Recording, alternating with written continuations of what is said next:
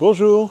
Il y a quelques jours, je vous présentais ce système qui est un système de labo et qui a démarré notre technologie et je vous expliquais combien l'oxygénation est importante et en fait est primordiale pour la croissance d'une plante.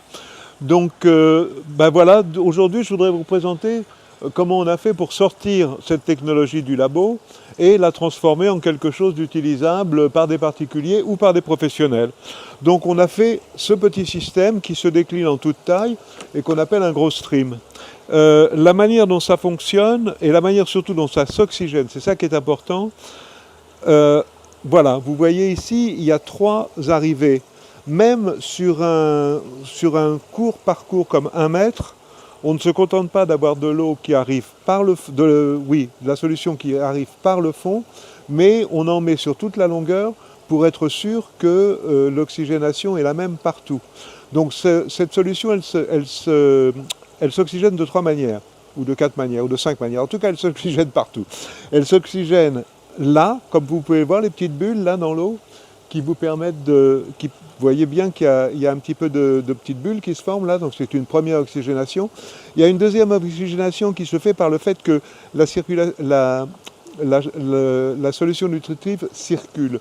C'est-à-dire que comme un fleuve, il s'oxygène par le contact entre l'air et l'eau au fur et à mesure qu'il coule, tout bêtement. Et là, on a reproduit le fleuve qui coule, et donc il y a une deuxième oxygénation qui se fait par l'effet fleuve, on va dire. Et puis il y en a une troisième, parce que ça cascade dans le réservoir. Alors dans le réservoir, ça tombe d'assez haut. Ah, c'est l'autre bout. Dans le réservoir, ça tombe d'assez haut. Et donc, cet effet cascade est une dernière oxygénation. Voilà, ce qui fait que ces petits systèmes-là reproduisent exactement la particularité de l'EGS, c'est-à-dire une oxygénation maximum. Nous, quand on a mis ça au point, on l'a testé et on s'est assuré qu'on est soit à saturation d'oxygène en fonction de la température à chaque niveau de la chambre. Après, là, je vous le montre sur un petit système d'1 mètre carré. Ça peut se décliner sous toutes les tailles. En voilà un qui est en train de démarrer avec du basilic thaï, parce que cette année, on va produire du basilic thaï pour le marché asiatique de Toulouse. En voilà un qui va démarrer. Ça, c'est pas la taille maximum. Notre taille maximum, je pense qu'elle fait 20 mètres de long.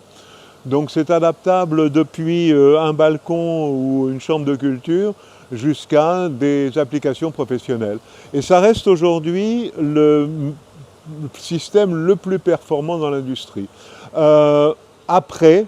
Évidemment, après ça, là, le petit brouillard, il est magique. Nous, quand on a besoin de plantes mères pour faire beaucoup de boutures, on utilise des systèmes de ce type-là.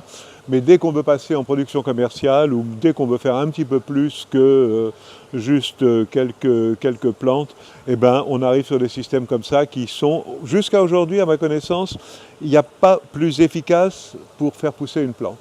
Voilà, ben je vous remercie pour votre attention, je vous souhaite de bonnes cultures comme d'habitude et puis on se reverra très bientôt dans une nouvelle vidéo.